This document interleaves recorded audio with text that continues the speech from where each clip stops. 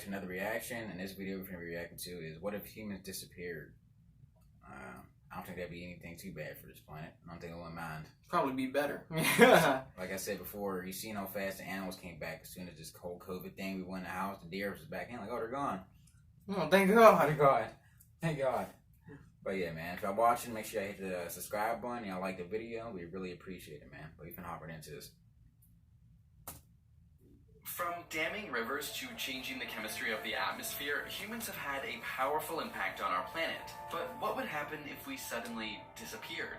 The first few weeks would be chaotic. Within hours, power plants would run out of fuel and shut down. As lights go out and electric fences lose their sting, over 1.5 billion cows, nearly 8 billion pigs, and more than 20 billion chickens will break out of their enclosures, desperate for food. Without any humans to feed them, most of these livestock will starve or become food for over 500 million dogs and a roughly equal number of cats who now have to fend for themselves. Of course, many of our fancy breeds are ill-suited for life in the wild and will probably be outcompeted by hardier mutts, not to mention wolves, coyotes, and wildcats. Other animals that depend on humans, from rats to cockroaches, will suffer drastic population declines. Some, like body lice and head lice, will go extinct. In the cities, many of our famous boulevards are now rivers. Without electric pumps to keep them dry, underground subway tunnels will quickly fill with water. Other streets will be overtaken with weeds and vines, followed by larger plants and trees. But before that happens, most cities will be wiped out by fire. Modern houses, especially in the suburbs, are still largely made of timber. With no firefighters around, a single lightning strike is all it takes to start a fire that could burn whole subdivisions to the ground.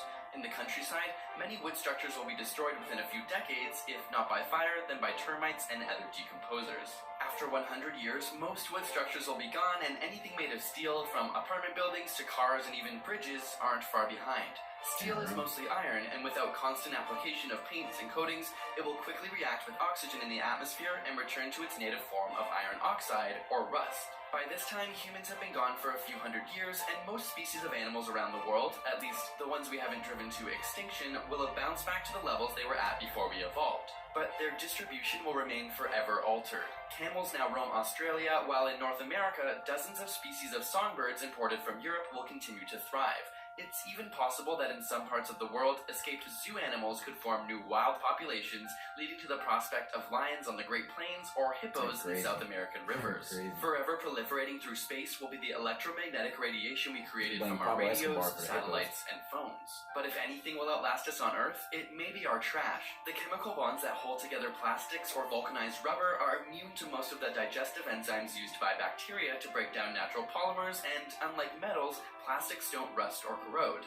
These microplastics escape into waterways or drift along in the ocean and are eventually deposited in sediments. Hundreds of millions of years from now, alien geologists from outer space may be surprised to find sedimentary rocks full of tiny carbon-based particles that were once part of rubber tires or plastic bags. Of course, whether something survives depends greatly on the conditions. Everything will last much longer in deserts where there's no moisture to speed up rusting or support decomposing organisms.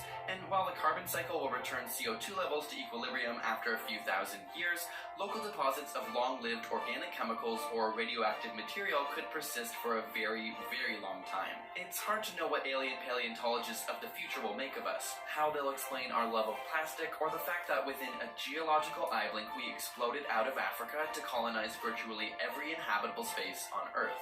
But they'll definitely wonder why, if we were so successful for so long, we disappeared so quickly. This episode is brought to you by Squarespace.com. If you've ever wanted to make your own website, Squarespace recently launched the Jesus Christ. See how quick everything just is back. That's incredible, bro. We went inside, the birds stopped chirping, bro. Even the birds were like, where are these niggas, bro? How do we wake them up now? Like, yeah, man. I'm so disappointed, bro. They flew back from migration just to be like, where'd everybody go?